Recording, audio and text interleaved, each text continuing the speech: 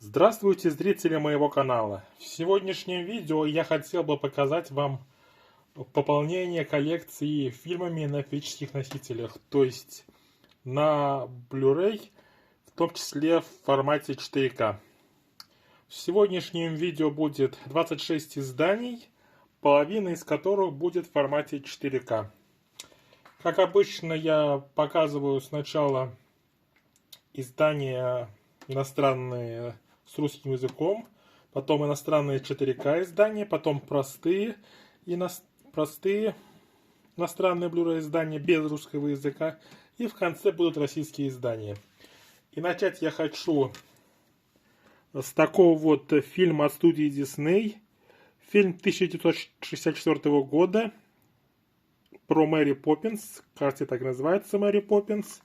Это немецкое издание фильма. Издание с русским языком. В России данное издание, данный фильм не выходил. То есть с русским языком этот фильм можно найти только за рубежом. Вот я давно хотел приобрести себе данный фильм. И вот удалось снова поймать момент, когда он появился. И приобрел себе в коллекцию данный фильм. Также у меня про Мэри Поппинс есть продолжение. Такое вот. Мэри Поппинс возвращается, в котором снялась актриса Эмили Блант. Фильм этот 2018 года, в котором снялись в том числе некоторые актеры из этой картины. Такой вот внутренний арт. Мэри Поппинс возвращается. А также есть фильм, связанный с этим фильмом Мэри Поппинс. Картина называется «Спасти мистера Бэнкса». То есть эта картина рассказывает о том, как Уолт Дисней много лет, около 20 лет, уговаривал автора Мэри Поппинс, Памелу Треверс, дать ей права, чтобы снять фильм Мэри Поппинс по книге. И вот об этом данный фильм «Спасти мистера Бэнкса».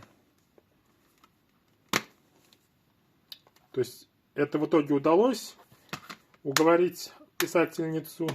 Поэтому и появился фильм «Мэри Поппинс».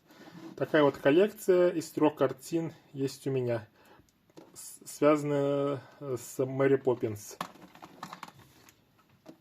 И далее еще один фильм с русским языком в иностранном Blu-ray издании. Это картина под названием «Штамм Андромеда». Это фильм по книге, которую написал автор «Парка юрского периода» Майкл Крайтон. А это его более ранний фильм «Штамм Андромеда». Это картина 1971 года. Также издание с русским языком. И так же, как и Мэри Поппинс, этот фильм с русским языком выходил только за рубежом. То есть в России «Штамм Андромеда» не выпускался. Такая вот картина. Это такой вот фильм «Штамм Андромеда». И это были все иностранные издания с русским языком. А далее пойдут 4К издания без русского языка. Поэтому упоминать его наличие больше не буду. И сначала хочу начать со свежих фильмов. И самые свежие фильмы у меня сегодня 3. Это картины 2025 года. Первый из них это супергеройский фильм Джеймса Ганна под названием «Супермен», который начинает новую киновселенную DC комиксов студии DC. Такое вот издание. Видим здесь информация, есть дополнительные материалы. Открываем, здесь буклет с кодом. И такая вот накатка диска, фильм «Супермен». Еще один супергеройский фильм у меня в коллекцию. Еще один фильм Джеймса Ганна есть теперь у меня. Фильм «Супермен». Далее следующая картина. И это фильм, который является также частью франшизы. И этот фильм называется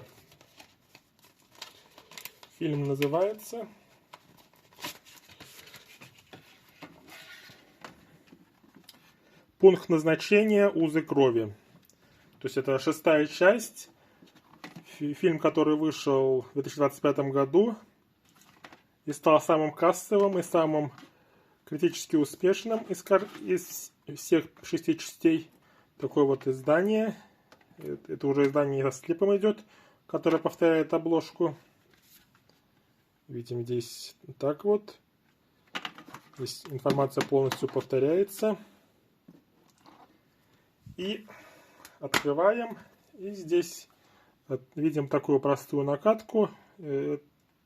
Такое зачастую у изданий от Warner Bros. Всегда. Фильм ужасов. Известная картина. Вот появилась у меня в коллекции. Пункт назначения «Узы крови». 6-я часть. Первых 5 пока нет, но они 5 частей выходили русским языком, поэтому надеюсь их собрать в этом году. А пока вот 6-я часть пункта назначения. Идем далее. И еще один фильм 2025 года. Это картина под названием «Дроп». Это мистический триллер от студии Blumhouse. От режиссера картины «Счастливого дня смерти». Это уже у нас Universal. Видим «Дроп». Такое же оформление. Открываем. И здесь уже 2 диска идет, потому что Universal и до сих пор 2 диска, свои издания, 4К и Blu-ray. И такая вот бумажка с кодом идет. Вот еще один. Это уже 7-й фильм 2025 года в коллекции. До этого предыдущие 2 пополнения. Уже было 4 фильма. А это у нас будет 7-й фильм. Фильм под названием «Дроп». Мистический триллер. Далее переходим к более ранним картинам. И первый из них это будет фильм, в котором Николас Кейдж снялся в роли Николаса Кейджа. Это фильм под названием «Невыносимая тяжесть огромного таланта». Видим здесь Николас Кейдж как Ник Кейдж. Также снялись здесь Педро Паскаль и Тиффани Хэддиш. Такое вот оформление. Открываем. Снимаем, точнее, слип. Здесь у нас повторяется оформление. Это издание от Lionsgate. Здесь видим такие вот накатки, простые, но в то же время разные. Невыносимая тяжесть огромного таланта.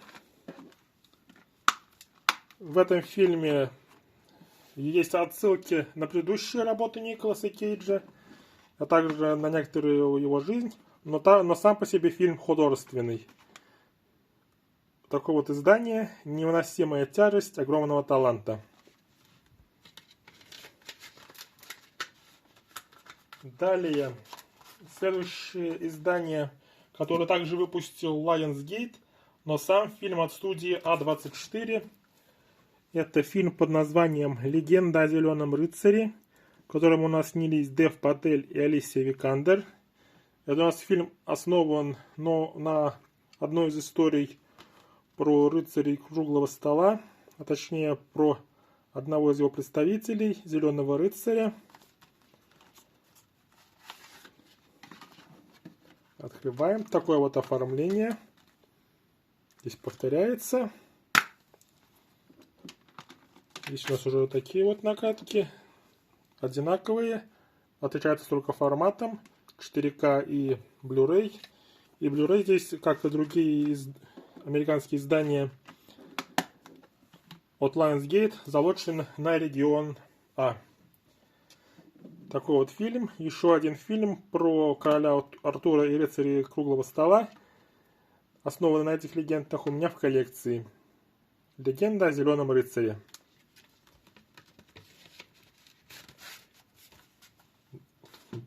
Далее идет 4-я часть франшизы.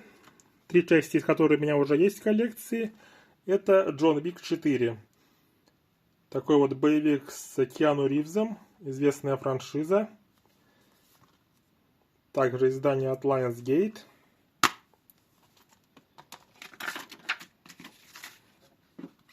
Видим здесь такое вот интересное оформление. То есть на одном сокращение Джон Уик, а на другом также Джон Уик сокращение, но также выделяется цифра 4. Поэтому если откроем, то получается Джон Уик 4.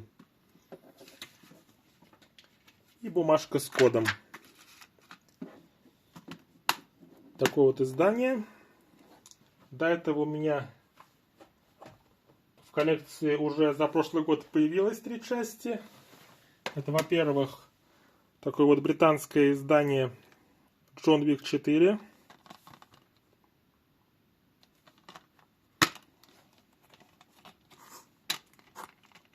Первая часть Джона Уика. Далее вторая часть, уже американское издание. Также у нас от Lionsgate.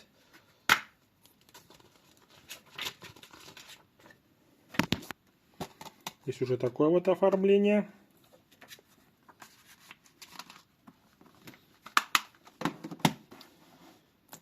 И, наконец, третья часть, Джон Уик 3.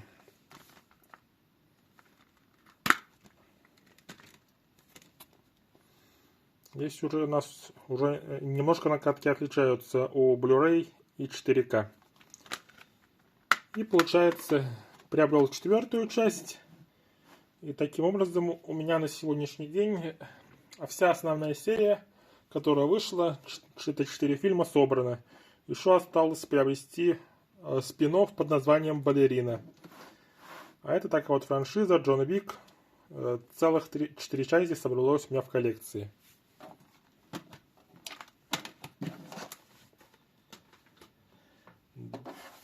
Далее. Все почти фильмы относительно свежие показал. Переходим к более старым фильмам. И первый из них это у нас будет «Американский пирог». До этого у меня этой франшизы не было. Вот первый фильм. Это первая часть «Американского пирога». Такое вот издание в слипе. Пока все, что показывал из иностранных изданий в 4К, это были американские издания. Это тоже американское издание. Открываем.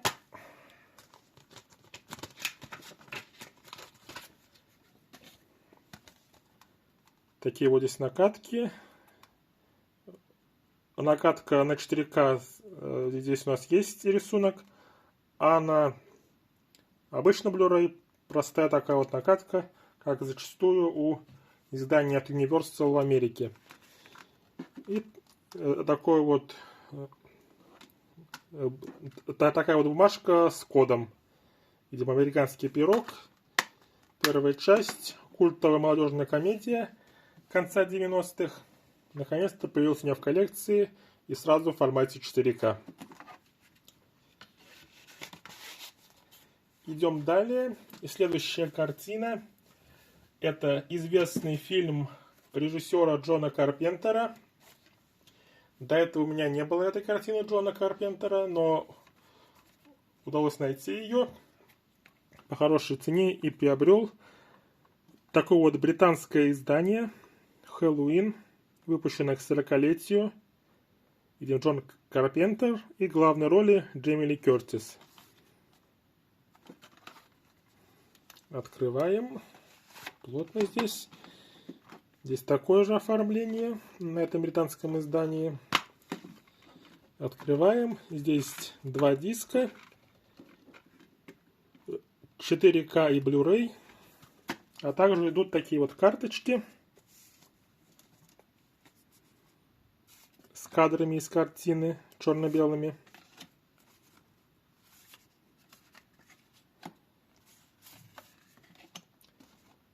Такое вот издание. Фильм Джона Карпентера «Хэллоуин».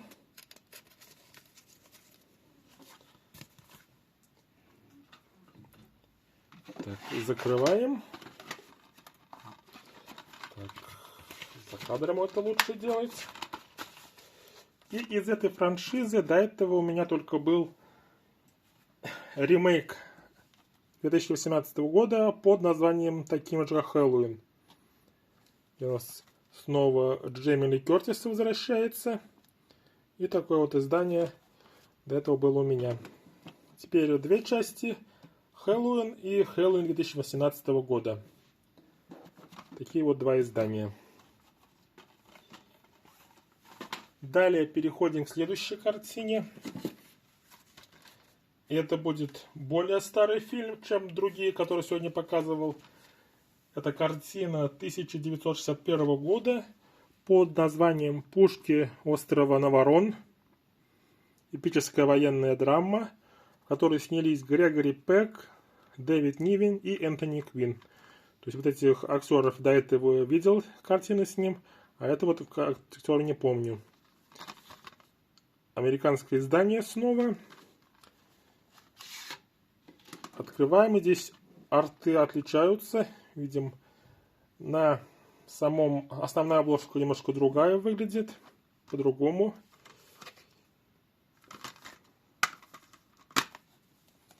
Здесь такие вот диски с накатками, но накатки на Blu-ray и на 4К отличаются. Пушки острова Наварон. Эпическая военная драма 1961 года. Такой вот фильм. Далее переходим к следующей картине. И это будет комедия пародийная от Мела Брукса, которая называется «Космические яйца». Здесь помимо Мела Брукса также снялись Джон Кенди, Рик Моранес и Билл Пулман. Это пародия на «Звездные войны». Пародия это одобренная. Издание от Кино Лорбер. Такие вот накатки стандартные от Кино Лорбер. И у этого издания есть альтернативная обложка. Выглядит она вот так. То есть можно выбрать, какую сделать основной. Но я поставил основной именно такую вот обложку с персонажами данной картины.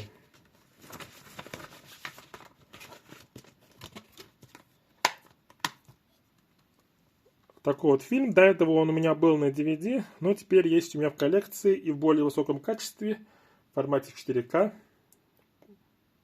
Есть такая вот пародия «Космические яйца». Далее, следующие два фильма – это одна франшиза. И оба фильма про баскетбол. Первый из них – это «Космический джем», в котором снялись Майкл Джордан, ну и Бакс Банни, также некоторые другие актеры. То есть здесь у нас есть и живые люди, и мультяшные персонажи. Известная картина из 90-х годов, которая сочетает два эти момента. Издание от Warner Brothers. И в этом издании два диска. То есть здесь у нас есть как Blu-ray, так и 4К.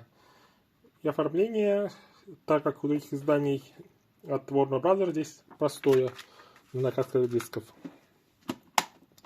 Но кроме первой части удалось за недорого взять и вторую часть. «Космический джем. Новое поколение». Здесь уже вместо Майкла Джордана представлен другой баскетболист. Это у нас Леброн Джеймс. И здесь мультяшки у нас уже 3D-шные. То есть, а здесь они были нарисованные. Такое вот издание. И здесь тоже два диска разных цветов. Видим, такая вот разница в накатках. То есть получается так. Таких вот два фильма из одной франшизы, а именно «Космический джем» и «Космический джем. Новое поколение». И, наконец, последний.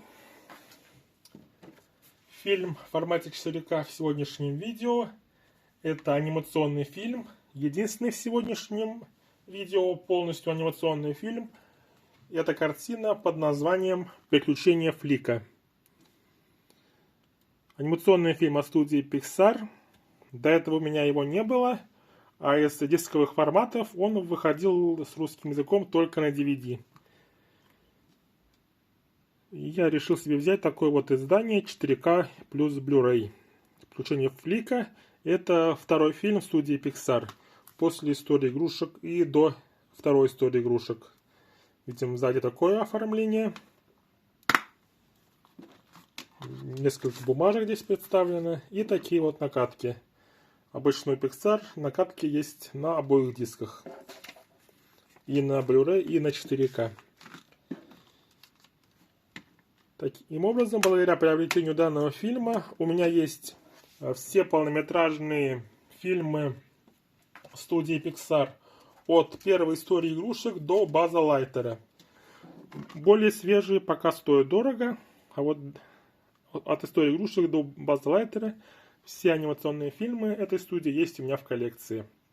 Такой вот анимационный фильм «Приключения Флика». На этом 4К издание все. Но остались Blu-ray издания. И иностранных Blu-ray изданий без русского языка в сегодняшнем видео будет 4. Первый из них — это картина Роберта Земекиса под названием «Смерть ей к лицу». Достаточно известная картина, в которой снялись Брюс Уиллис с усами, Мэрил Стрип и Голди Хон. Так вот, интересный арт, интересная обложка у данного фильма. Издание немецкое.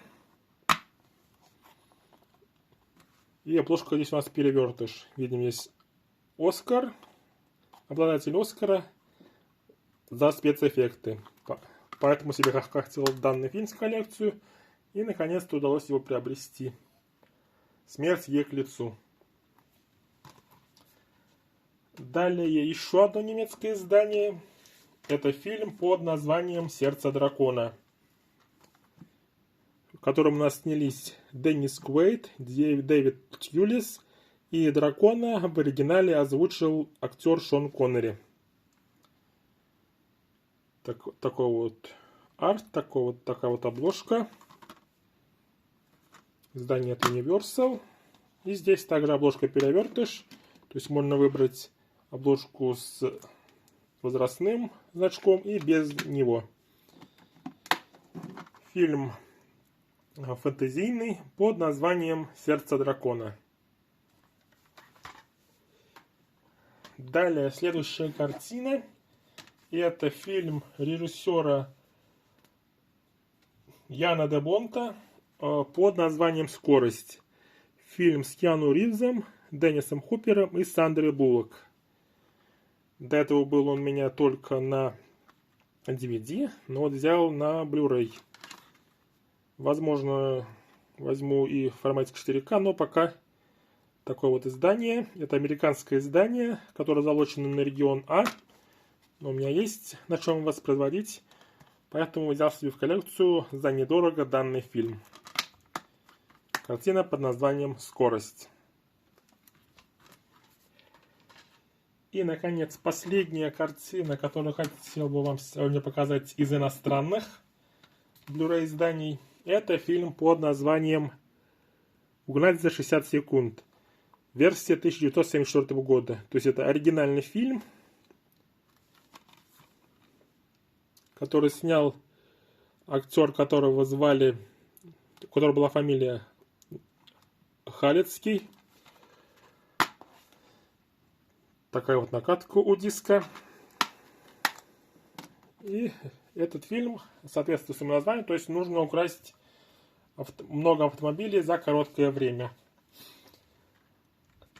Вы, наверное, это название где-то раньше слышали, а именно слышали по такому вот фильму с Николасом Кейджем «Угнать за 60 секунд».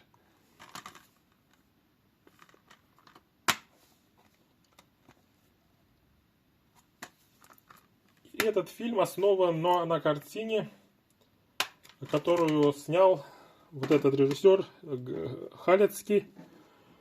Теперь у меня есть и оригинальная, у нас сейчас текут 1974 года, есть и его как бы ремейк с Николасом Кейджем. Такая вот коллекция. Угнать за 60 секунд. Далее остались российские издания. Их всего получается в сегодняшнем видео 7 штук. И первый из них это фильм «Две королевы», в котором снялись Сирша Ронан и Марго Робби. Такие вот две актрисы. Здесь у нас другой арт на основной обложке. И также здесь присутствует внутренний арт с двумя этими актрисами. С двумя королевами.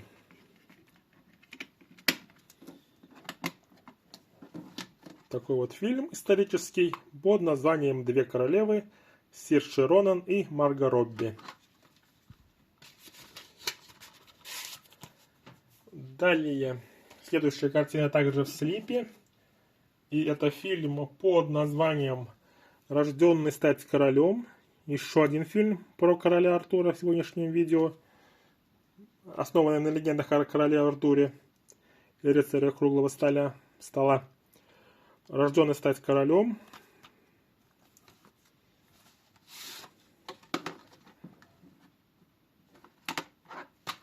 Здесь у нас другой арт на основной обложке. Присутствует внутренний арт. Диск напечатан за рубежом.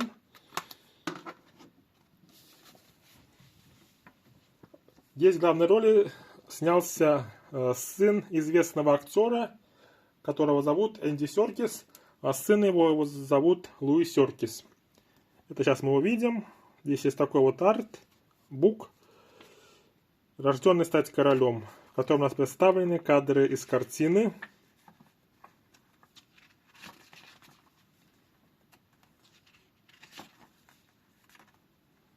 Также кадры со съемок показаны здесь, как снималось. И, наконец, видим такой вот арт, где видим такую фотографию, где сам Энди Серкис и его сын Луи Серкис. Такой вот фильм «Рожденный стать королем».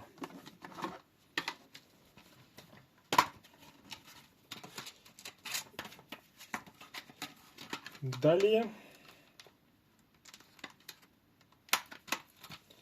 Следующая картина. И это фантастика, которая называется «Не отпускай меня». В этом фильме снялись Эндрю Гарфилд, Кира Найтли и Керри Маллиган. Здесь уже у нас одинаковые. Обложка на слипе и основная обложка «Не отпускай меня». И здесь никаких внутренних артов нету. Но накатка диска не повторяет обложку.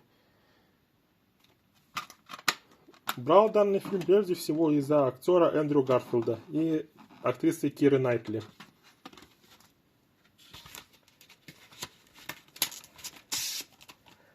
Далее остались издания не в слипах, и первые из них это фильм режиссера Клинта Иствуда, фильма из 2010-х годов, которого у меня еще не было в коллекции, который выходил с русским языком, это «Поезд на Париж».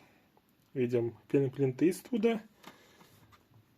Эта картина основана на реальных событиях, и особенность данного фильма в том, что в роли актеров здесь реальные участники тех событий, о которых рассказывается в данном фильме. Такое вот издание. Фильм Клинта Иствуда «Поезд на Париж». Далее. Следующий фильм. Это новогодняя комедия, который называется «Новогодний корпоратив», в котором снялось много человек. Вот из них самые известные это Джейсон Бейтман и Дженнифер Энистон. Вот, в первую очередь из-за Дженнифер Энистон решил себе взять эту веселую новогоднюю комедию «Новогодний корпоратив». И простая такая вот нагадка, как и у большинства других изданий от Paramount. Фильм «Новогодний корпоратив». Далее, следующий фильм. Это картина режиссера Джейсона Рейтмана. «Мужчины, женщины и дети». Это такая вот драма, комедия, в котором у нас помимо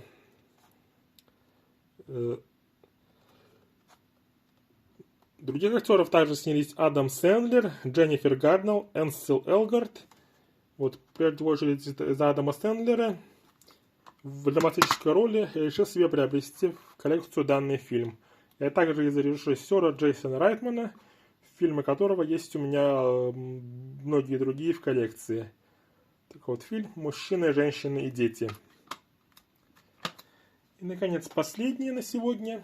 Это будет не художественный фильм, а документальный фильм под названием «Земля. Один потрясающий день». И такой вот документальный фильм от BBC, из серии BBC «Земля». И в русской версии данный фильм озвучил Николай Дроздов. Такое вот издание выпускал NDPlay. Такая вот накатка. А в английской версии, правда, здесь оригинальной дорожки нету, а вот в английской версии данный фильм озвучивал актер Роберт Редфорд. А в китайской версии данный фильм озвучил актер Джеки Чан.